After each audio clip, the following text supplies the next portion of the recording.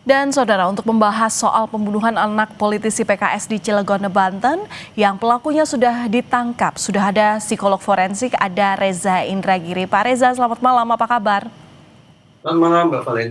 Iya Pak Reza, untuk kasus ini polisi menyebut bahwa motif pelaku membunuh korban ini karena terpergok mencuri adalah karena faktor ekonomi. Tapi rasa-rasanya ini terasa janggal karena tidak ada barang yang hilang di rumah korban. Bagaimana tanggapan Anda? Motif kejahatan itu ada dua. Satu, motif instrumental, yaitu seseorang melakukan kejahatan untuk mendapatkan manfaat tertentu. Dan juga ada motif emosional, yaitu bagaimana seseorang melakukan kejahatan untuk meluapkan perasaan negatif yang dia punya, marah, dendam, benci, sakit hati, dan seterusnya. Kalau pihak kepolisian menarasikan bahwa pencurian itu dilatar belakangi oleh motif instrumental atau motif ekonomi, masuk akal. Tapi kalau dikatakan bahwa pembunuhan itu dilatar belakangi oleh motif ekonomi, menurut saya tidak masuk akal. Karena skenario yang disampaikan oleh pihak polisi adalah kronologinya betapa bocah 9 tahun itu melakukan perlawanan terhadap pelaku. Kemudian pelaku mengalami mungkin panik, mungkin kaget, sehingga melakukan kekerasan yang sedemikian keji terhadap bocah 9 tahun tersebut. Dengan kronologi semacam itu sudah. Ini kita tidak bicara tentang pelaku yang dilatar belakangi oleh motif ekonomi atau motif instrumental, tapi boleh jadi motif pembunuhannya adalah motif emosional.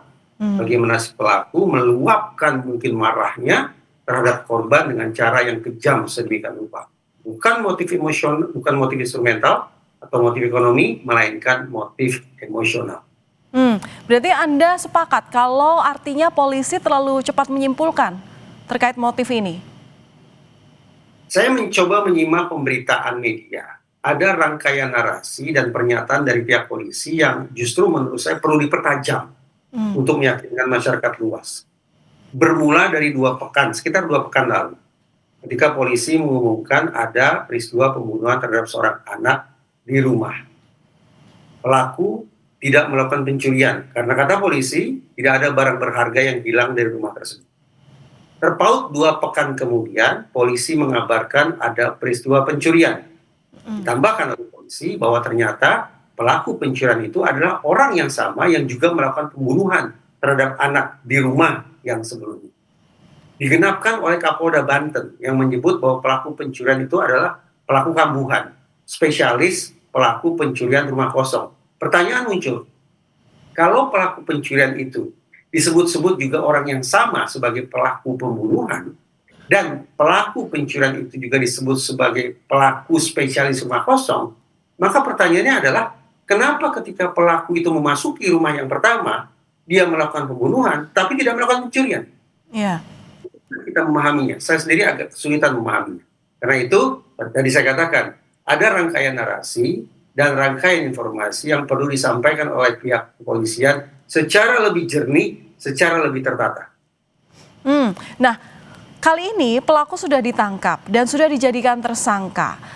Menurut Anda, dengan kejanggalan-kejanggalan yang terjadi saat yang sudah disebutkan polisi, tidak ada barang yang hilang dari rumah korban, dan kemudian juga dari keterangan yang diceritakan alur daripada tindak pidana ini, seolah kurang membuktikan dari tindak pidananya. Bagaimana sebenarnya polisi harus mendalami ini? Apa langkah selanjutnya? Proses hukum, termasuk persidangan nantinya, tidak bisa mengandalkan pada pengakuan. Jadi seorang terdakwa silakan tidak mengaku, tidak apa-apa. Kenapa? Karena proses penegakan hukum mengandalkan pada pembuktian. Per hari ini, boleh jadi pihak kepolisian sudah memiliki 2 alat bukti yang mencukupi untuk menyeret sang pelaku dalam konteks pelaku pencurian. Tapi kalau kemudian dikatakan bahwa pelaku pencurian ini juga melakukan pembunuhan, saya terus terang masih mempertanyakan ketersediaan 2 alat bukti terkait pembunuhan. Apalagi ketika dikatakan sekali lagi bahwa pelaku pencurian adalah juga pelaku pembunuhan. Kenapa saya mempertanyakan? Misalnya, detik ini polisi melakukan penangkapan terhadap pelaku pencurian. Tak terpaut jauh, polisi langsung mengumumkan kepada publik bahwa pelaku pencurian adalah juga pelaku pembunuhan. Saya bertanya-tanya, apakah cukup waktu bagi polisi untuk mengecek kesamaan maupun ketidaksamaan sidik jarinya? Apakah cukup waktu bagi polisi untuk membandingkan wajahnya? Apakah cukup waktu bagi polisi untuk membandingkan DNA-nya? Perkiraan saya tampaknya dibutuhkan waktu yang lebih panjang bagi polisi hingga sungguh-sungguh bisa secara mantap menyimpulkan bahwa pelaku pencurian adalah sekaligus pelaku pembunuhan. Karena itu, karena saya masih sangsi bahwa alokasi waktu itu tidak memadai bagi polisi untuk memantapkan ketersediaan alat bukti, maka sekali lagi izinkan saya untuk mempertanyakan apakah sungguh-sungguh polisi sudah memiliki kelengkapan alat bukti terkait dengan peristiwa pembunuhannya, bukan pencuriannya. Terlebih ketika dikatakan bahwa pelaku pencurian adalah sekaligus pelaku pembunuhan.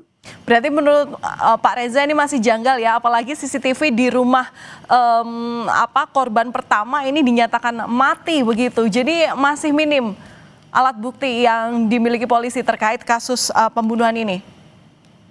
Saya menggunakan kalimat yang positif ya, bahwa saya mendukung kerja kepolisian termasuk Polda Banten untuk mengungkap kasus pembunuhan dan kasus pencurian ini secara prosedural, proporsional, dan profesional. Artinya sungguh-sungguh saya membuang jauh-jauh imajinasi horor tentang bagaimana polisi merekayasa cerita, menanam bukti, mengintimidasi seorang terduga pelaku kejahatan agar memberikan informasi sebagaimana yang diinginkan oleh pihak kepolisian bukan berdasarkan kenyataan. Saya membuang jauh-jauh imajinasi semacam itu. Oke, baik. Mas Reza, berarti sampai pada akhirnya berkas nanti diserahkan kejaksaan, berarti polisi masih punya kesempatan ya untuk melengkapi barang bukti sehingga supaya alur daripada kejahatan ini itu masih bisa nyambung gitu istilahnya. Andaikanlah polisi merasa berkasnya sudah lengkap, lalu dikirim ke kejaksaan akan mereview dan bisa saja kemudian mengembalikan berkas itu kepada kepolisian. Termasuk kemungkinan memberikan masukan seperti yang saya katakan tadi, tolong diperkuat terkait dengan pembuktiannya, ketersediaan dua alat buktinya, baik bukti-bukti terkait pencurian maupun bukti-bukti terkait pembunuhannya. Tidak cukup seandainya proses penegakan hukum hanya mengandalkan pada confession atau pengakuan. Jangan salah, pelaku kejahatan ketika disergap oleh polisi juga bisa kaget, juga bisa shock, bisa terguncang. Apalagi dalam kondisi terguncang kemudian diinterogasi, apalagi interogasinya disertai dengan intimidasi, kekerasan dan sejenisnya, maka kemungkinan munculnya coerced false confession atau pengakuan palsu yang diberikan karena berada di bawah tekanan menjadi sesuatu yang tidak bisa dinihilkan begitu saja. Kehati-hatian dibutuhkan ekstra agar sekali lagi proses hukumnya bekerja berdasarkan ketentuan dan kenyataan. Baik, kehati-hatian dalam proses penyidikan dan juga penyelidikan ini yang kita nantikan bagaimana dalam proses selanjutnya. Terima kasih sudah berbagi pandangan Anda kepada Kompas Malam Kompas TV, psikolog forensik Pak Reza Indragiri. Terima kasih, salam sehat selalu.